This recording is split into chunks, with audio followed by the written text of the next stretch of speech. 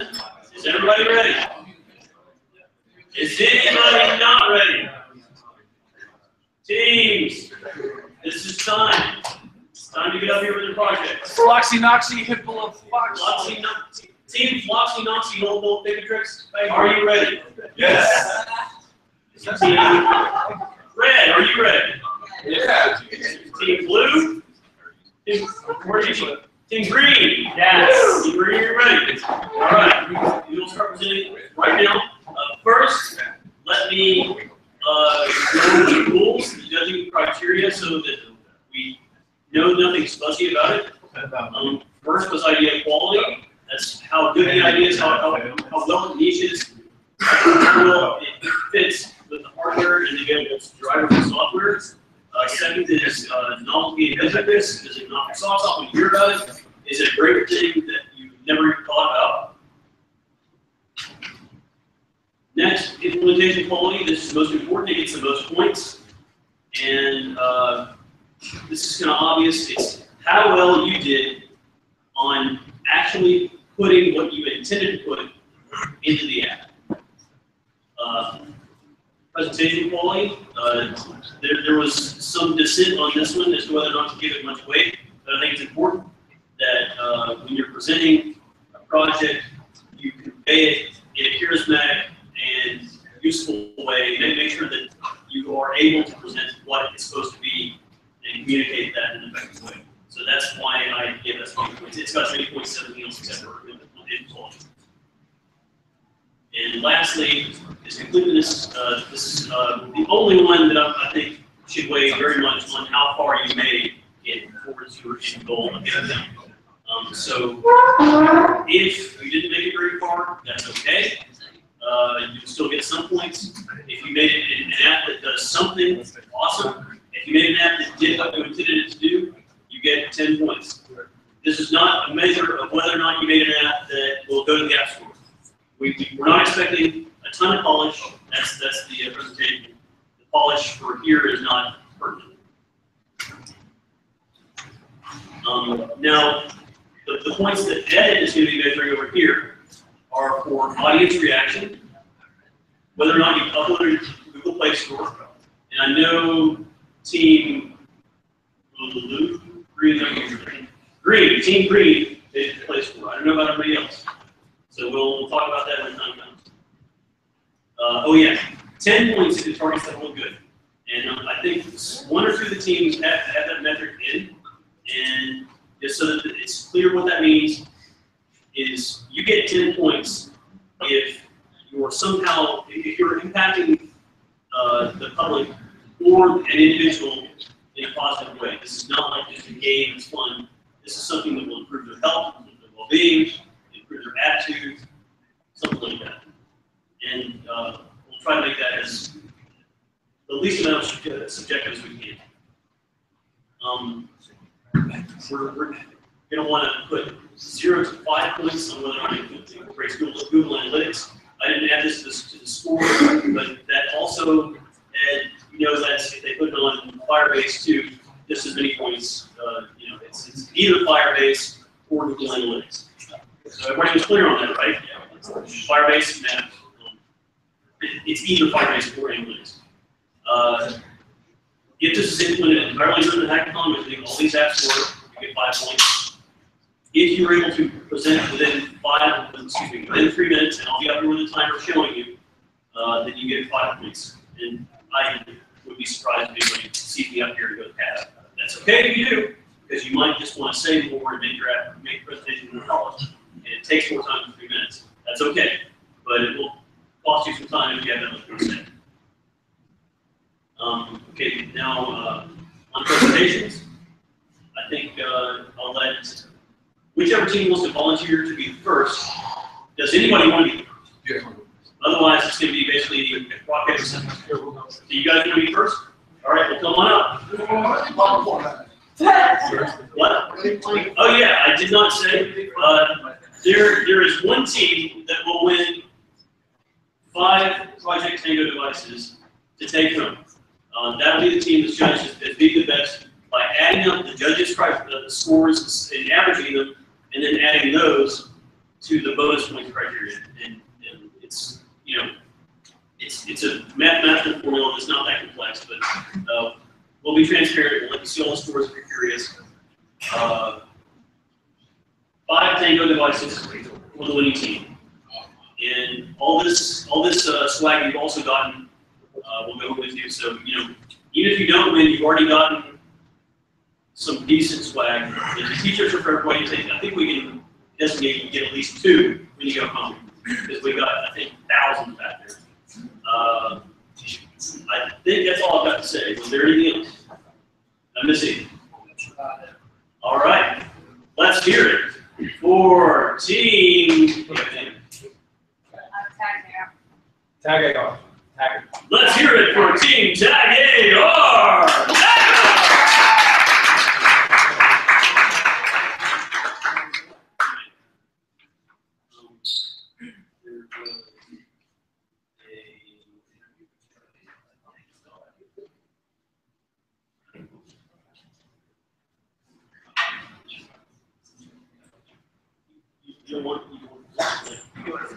Okay, you have the answer.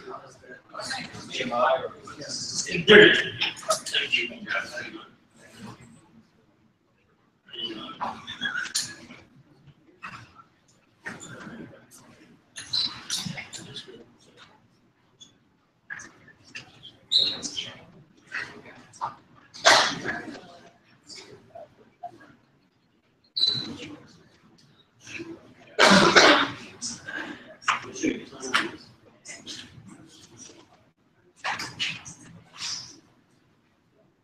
all right.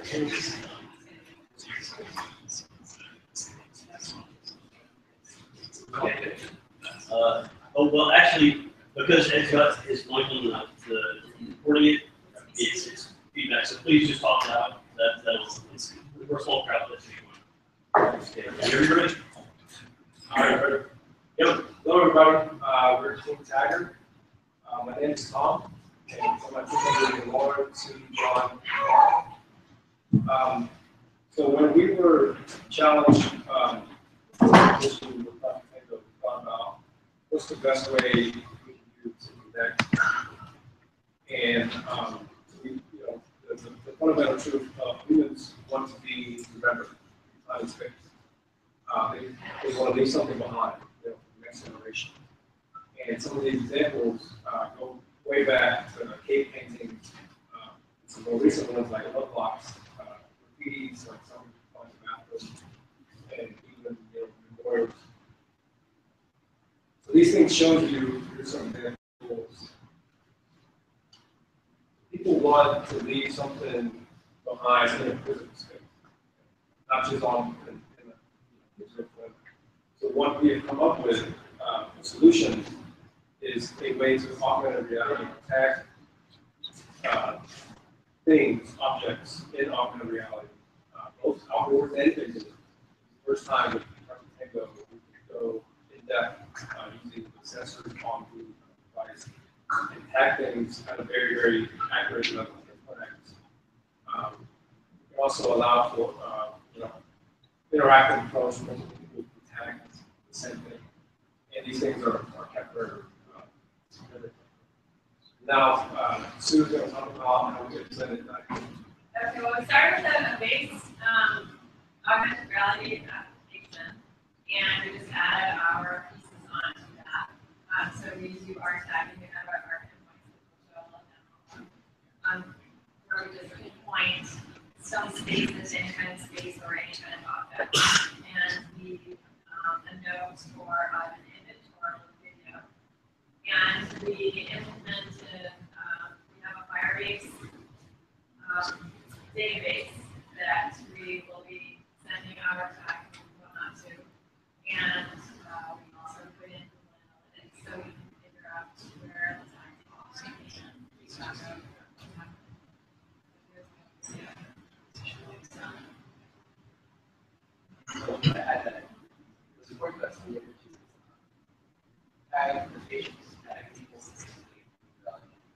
Is there a memory?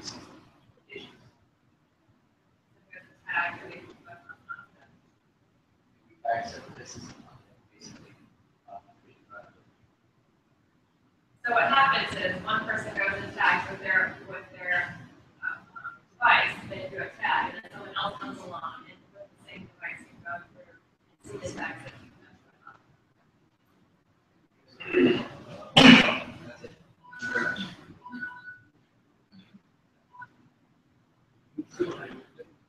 Over here. Okay, that's it.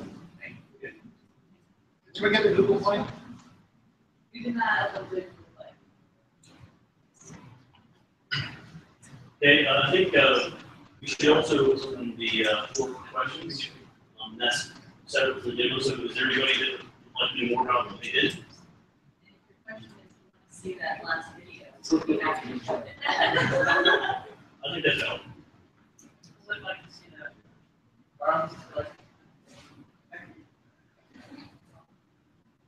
So what the video shows is one device showing the tag and another device showing the The second person comes. Okay. We will See? Yes. Is there an accuracy? Your head, sweet.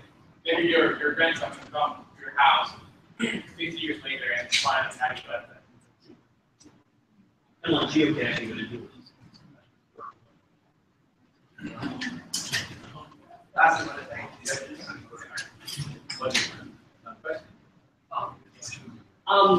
What kind of meeting did you say you guys could have? Like definitely like just like points, but you mentioned like notes and pictures and stuff. Thanks. Yeah. Yep, so basically the idea is that if you wanted to leave something behind, say, to a loved one, or if you wanted to have a memory where you got engaged, or where you met someone for the first time, or where your grandfather was here and you come up years later, see the follow his footsteps, see the around the world where he traveled. You could also kind of follow where he traveled. So there's all kinds of historical and some healing. If for a monument, someone could tag all kinds of notes or different things as a healing kind of thing. But so it could be text or a little picture or a little video.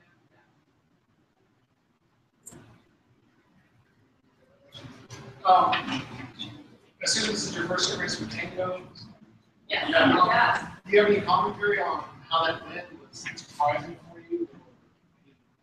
Anything interesting about targeting that the bodies that's different from both? Yeah.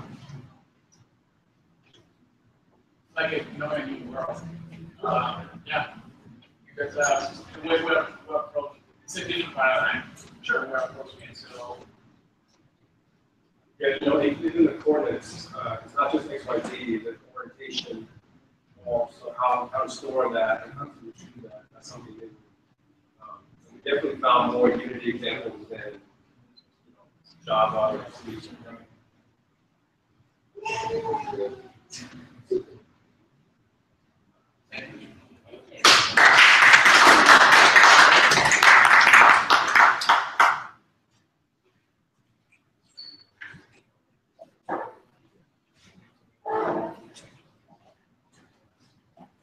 Okay, great.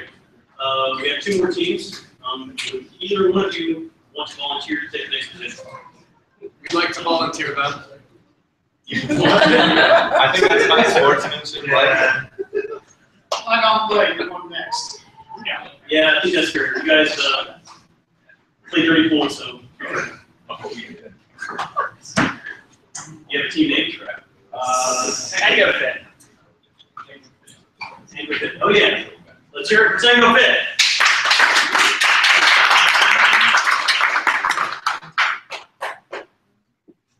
You were the blue team. Green team. Yes, green team. 3 teams up.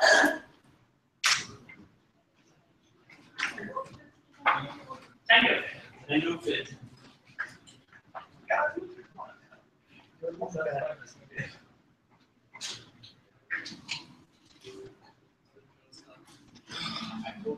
I've got it here if you want to walk me through it.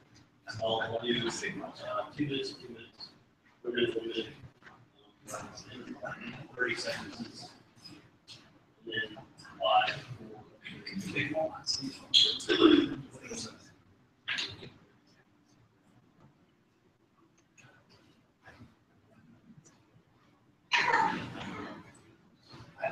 3-minute constraint was thinking we would have many more things than we did.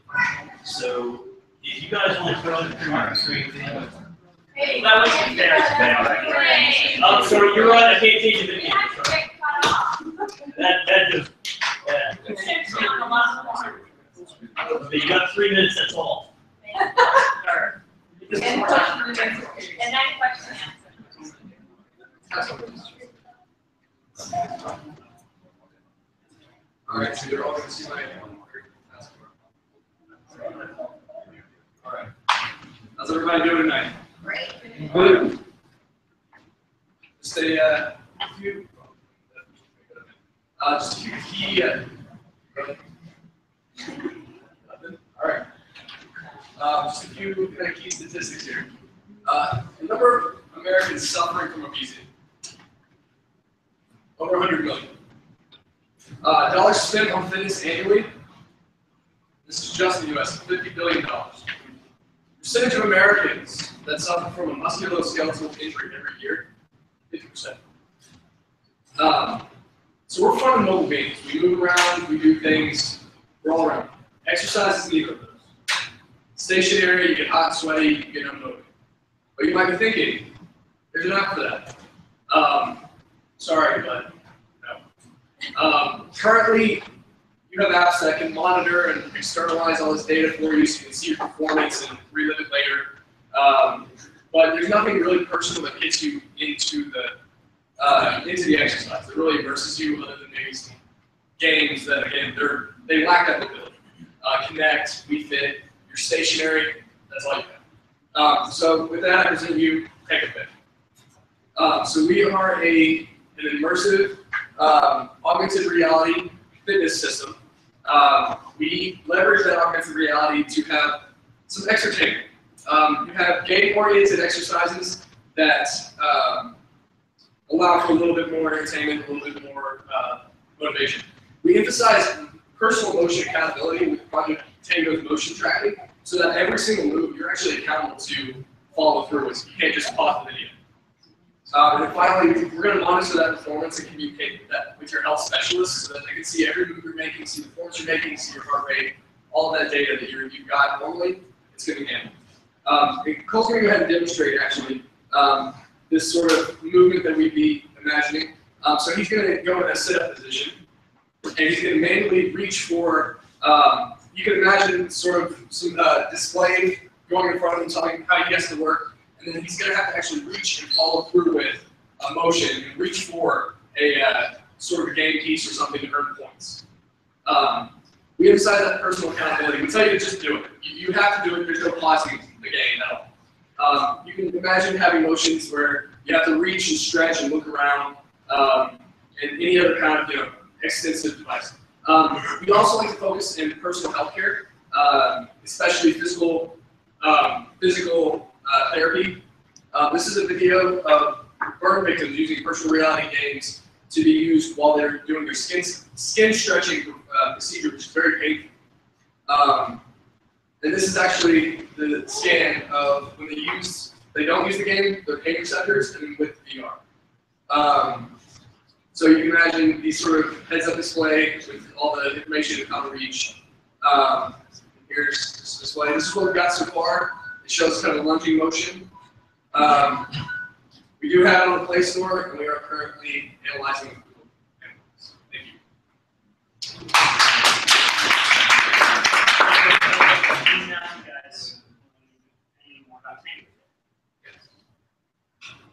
So what do you actually see? I didn't get a good picture of that.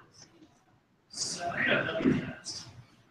Eventually, we would have a fully immersive augmented reality gaming system, but we do have a proof of concept in which we have you get in a stationary position, and he's going to demonstrate. I don't know if we can display, but you get in a stationary position. We have a proof of concept that it places points where you can position your specific limbs, and then you go into a full lunging motion. You have to reach and make it into a single point. Or those spots. motion. So one person goes on one, he goes on another. And what you have is, and again, you can use this with either the full arm motion or the headset shooting purposes. Does anyone have any questions about any of the healthcare aspects or any of the other games or exercises we can provide? Exercising. So are there, for instance, like Zelda-like games that you can play or? That is a great question. Yeah. So one of the strongest principles of psychology that we have right now is the idea of operant conditioning, which more or less comes down to the fact that we as humans love progression. We like getting rewarded when we do things, and we are rewarded best when we get to what's called positive motivation. So we add something that's going to make us strive harder. So the idea behind this is you would have, now like to say like Zelda is going to be your first party, you have to like talk to someone who is like part of that company, particularly Nintendo, but you would have fans. Right, so like when I was sitting down and doing the sit-up position, there would be a coin in the air, and then you would have a line or some sort of graph that would be like, okay, have your head follow this. And then when you reach your full sit-up position, which you had a 45-degree angle, you're supposed to hold the sit-up, you get a coin, and that coin will give you points. And then from within the app, you have this whole interface of, well, you could buy like little characters who you know, cheer if you want. We could put that all into the augmented reality that you're seeing through either your headset or when you're holding it out in front. Does anyone have any further questions? Okay, so that's the same question for every team. Do you have anything to share about your experience development for Tango? It was quite a bit more difficult than we expected to perform the depth perception overlaying on the camera. That was actually our biggest holdup as far as our development process went. So we had our kind of proof of concept minimal viable product that we had to get out. But we could, if we hadn't solved that issue a little bit quicker, we could have probably gotten a lot further too. It was just a little bit less intuitive than we had intended. I just want to comment. How much is implemented? How much do you guys? We have a proof of concept for the lunge exercise, but it can be manipulated to any other exercise motion where you want to get that full range. The current application right now, you just start, stand your hands up like this, click the button, it'll place points, so you can shine it down, it'll show you the rim of your feet.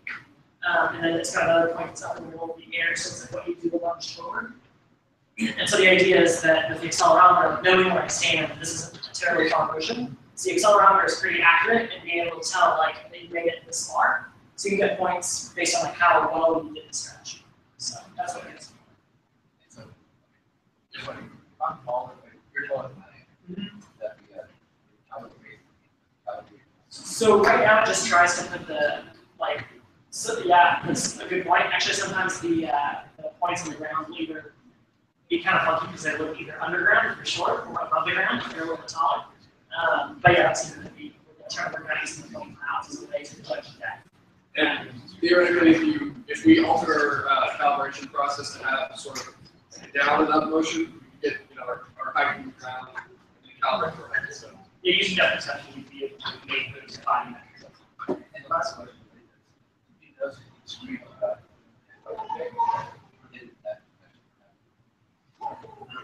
So there was one thing is that when we're using the point clouds to do some of this stuff, the concept of cameras and the viewports in this is that they're not always like it seems like I'm holding this out straight, but even in a slide up and a slide down, the points end up.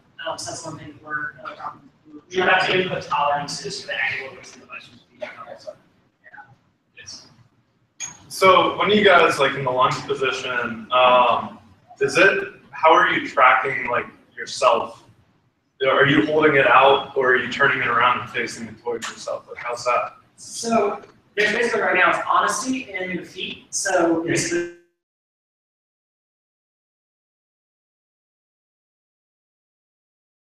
if you hold your arms out, like how close you get to this point, because the like little beacon on the screen will be a reference point. So I can see how close you got to that. You stretch your arms out. And also with the 3D mapping that this thing's capable of, we know whether you've made a clean motion down or you're like holding it out like this, and then we're going to tell you like, hey, you need better posture, you need your arms out longer.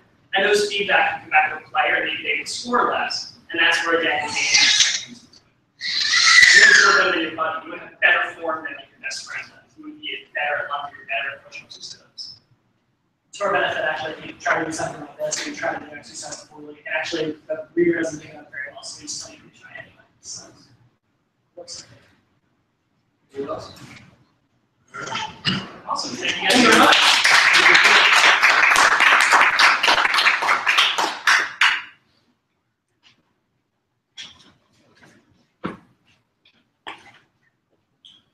Okay, full disclosure, Zach McCormick is one of our organizers. He's taking the day off as an organizer, participated on that team.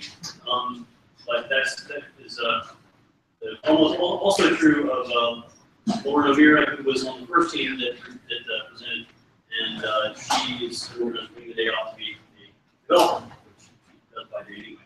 So anyway, we're going to go on to the next team, and yes. Are there any developers that use the app?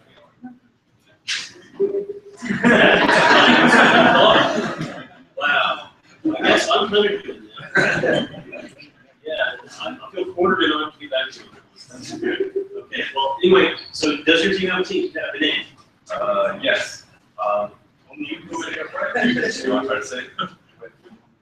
Waxy, Moxie, Philip, Tricks.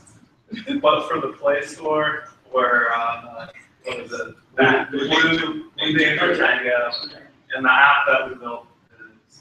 We'll get into that. We'll get into that. But the important thing to keep in mind is that we're a team where danger is our middle name. Hey, let's hear it for Blue Danger Tango.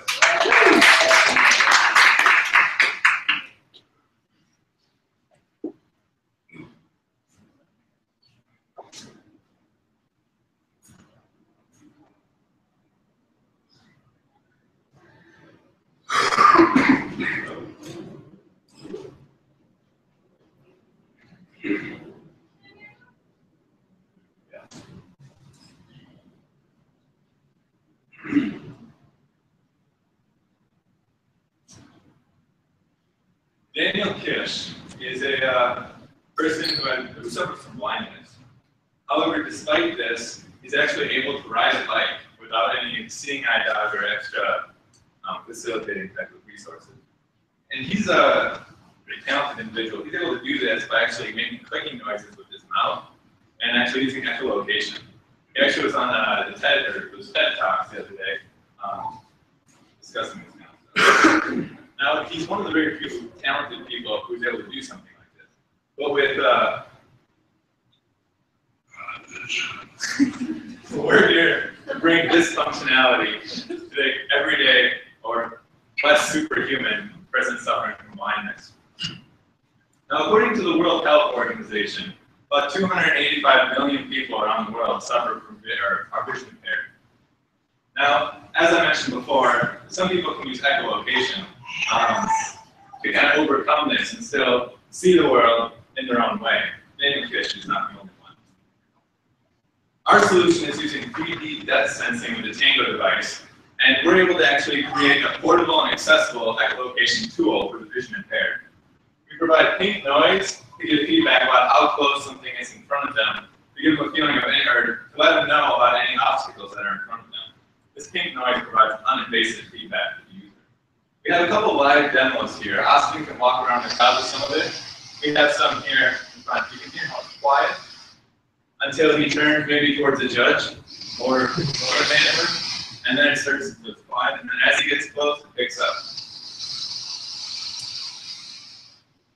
We can discuss more with the demo, the discussion, but read the questions. But we also have visual feedback for those who aren't or for demo purposes. But anyway, here are a few references describing some of the people who are able to do this, or how some people can use the satellite seminar, as well as the Who, and actually the link to the TED Talk if you're interested in actually seeing the talk where Daniel Kish talks about how he's able to venture out into the darkness using this one of that location. Any questions? Yes. Of the blindness population, how many Use that location. do echolocation? I'm not sure. I have a feeling we could probably count them. I can actually take that one. There's 7 people out of the 285 million people that type of applications. These are people that are extremely intelligent, have read some of the. And how long does it take to develop? I know David Fish was playing since he was 13 months old, so he's had a lot of practice. But there is some variance, like when someone with sensors, it might be easier for the language. Oh, yes. I think I have a friend of mine who's blind, and I think one of the advantages to having this pink noise type feedback is that it's constant, right? One of the issues that I think Daniel probably had when he was trying to learn how to locate his click noises is one is that they're probably annoying and doing all the time. Doing that, and you have to have a loud enough one so that the sound reflects off of an object, and you have to have enough timing in your ears to be able to hear those reflections off of objects, right? With this, it's really simple. You just walk up to something and it gets louder, right? And we use pink noise because pink noise is around us all day long. You just can't hear it because it's at 40 dB. It's like it's really quiet generally, but it's all around us all the time, right? So all we're doing is just enhancing that kind of noise that's already all around us whenever something dangerous is going to happen. So you can kind of get something feeling like something's closer, right? Iterations, I guess we could, talk more about enhancing specific frequencies of those that noise as you get closer to specific types of objects based on the virtual reality, picture. So would you imagine that the two of you each had the pink noise, maybe each have a single sound of the pink noise, or so that you do not become confused or have interference from each other? Sure. Actually, yeah, ideally you use this with a headphone, so it's not, I don't think you would be able to. So you would fear each other. No. Yes, Like, but you look small enough to face it. yes. One of the things I read when I read about that, the fact that it's not just the delay of the current signal, that the spreading technique of the actual distribution of noise that provided the depth, sort of color, was able to find the surrounding environment. Pink noise being basically at flat level, you have that issue in the sense that the noise coming back, unless you're pointing in one direction, that literally it's like a UV screen that scans the entire environment. Have that out. Yes. Currently, but that's actually pretty easy to address, I think, because you can send a lot of information using noise. So certainly, if you have a map. So is your question, do you think the depth is not sensitive? No, it's not that. It's just that, yeah. It's just a feedback. It's just a feedback in one direction. Yeah, I can actually go for that one real quick. I was a music major at Belmont, and I took a lot of oral kind of science classes, sort of. And one of the ways that people can tell depth is through phase cancellations, and the fact that we actually have that pink noise floor enables us to, for example, if something's behind me, I could change the phase on some of the frequencies, right? So essentially, what you can do with pink noise is create a soundscape, right? Very similar to the sounds around you. I know what you're saying with the dispersion, but That's the thing. So, pink noise has no phase. It's literally flat noise. So, and so what I was, in fact, you're actually agreeing with what when you have a very sharp signal, that dispersion is actually spread because of the shift of phase. true. Okay, And you're absolutely right. I think what I would specify is that pink noise, flat pink noise, yes. But as we got more detailed with creating the virtual reality world inside of that pink noise, essentially creating specific frequency maps for each individual object, and then shifting phase on those particular frequencies. We don't, obviously it's a SMP, so we just went with something simple. But I think as we iterate on the concept, you could map out orally. I think also you're not, so although we use pink noise, you're certainly not restricted to just pink noise. You could have other visual cues. And especially if you start using stereo, you could start having visual cues in different gears. So there's more ways to address that. It's not addressed right. Yeah. I don't know if we explained the technical, how we're not actually projecting sound. We're actually using a depth map that we get from this, then taking that and making it sound. 3D this. Yeah. So, Yes. So why would I use your device instead of running down to Radio Shack, getting a distance meter, a battery, and a piezo sensor? So you have a distance meter. Okay, so I mean, you don't even need technically an Arduino, but assuming, let's say I got an Arduino and just got one of their distance attachments and then a piezo sensor. So is your question, why don't we build it with different tools? Yeah. Well, I think this distance map is much more large area. That, are you talking about the sonar distance sensors? Yeah. So sonar distance sensors are like very focused. You have to point them in a specific direction. If you're a class, you don't know already, where stuff is. But with this, you're basically mapping every map. But I mean, you're averaging them, or averaging the distances out to where you're approaching and basically pointing it one direction anyway. So basically, currently ours is using a like one eye type of approach, similar to what you're suggesting. However, the nice thing about using the Tango is that it gives you opportunities for a more robust solution, like what we're talking about sound. So you can start leveraging stereo, you can start leveraging where things are. Okay, that's what I was getting towards more was. But yeah, current of course, if you're using just point wise, yeah, you could go and make your own and scan it around. We didn't see anyone do that right now, but there are other technological approaches to this that could do this.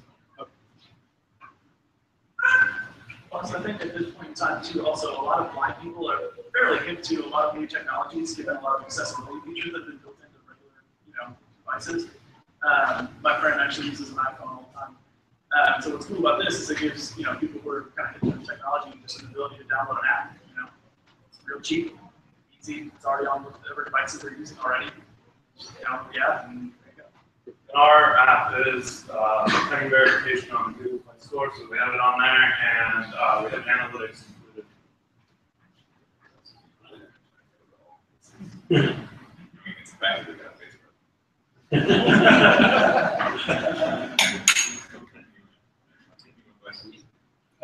Same question, Secretary of the team. Tell me about your experience with developing on Tango. I mean, you gotta have thrown into the deep end, not thrown into the deep end, but you're jumping quick with the being one day hackathon. I mean, there was similarities to Android, which was nice because that was kind of familiar. Even if I haven't done Android development in a while, it's like an old. Anyway, overall it was good. I mean, I liked being able to get the point cloud, and that thing's made everything's pretty clean and nice. And I can only imagine how much more robust you could make it if you're doing things like giving not coming back to recurring theme, but giving a map of the whole everything in front of you. Because that's certainly I can imagine that to be more robust than even natural application. So that would be pretty cool. Because that would be like Daredevil. See the Daredevil. I'm not sure if anyone does it like that. I used Unity before I developed for Tango, and I was really pleasantly surprised how much Android Studio kind of guided you in the right way and the resource finder. It was pretty easy to play around with all that stuff. The example can be about that. Right. So being able to access. Hold on. Okay. All two. Yes. What was your biggest challenge with this project? I mean, I know right away it took us like an hour or two to just get our development set up, which kind of stuff, because the internet wasn't quite as quick as we expected, and for all the guys on our team, a lot of the guys on our team don't do a lot of Android development or anything. Not that you've done a lot, but you had. That's all for 30 years. Yeah. But anyway, so there were a lot of us who were, or a few of us who were still needing to get all the tools set up. So that slowed us down a bit at the beginning, but really big. I think as it relates to the actual project, the XYZIJ thing, they haven't actually implemented the IJ. Is that right? Yeah, they haven't implemented the IJ. And then all the floats, like all the points have their XYZ tag, a giant array of floats. So you just have to go through and know that the first three are the first point, the next three are the second point. And that was, it wasn't hard, but it was a surprise. We weren't expecting that. It's like, why is it out of completely doing these things? Doesn't make sense. Hopefully that answers the question. And we're representing. Anyway, thank you.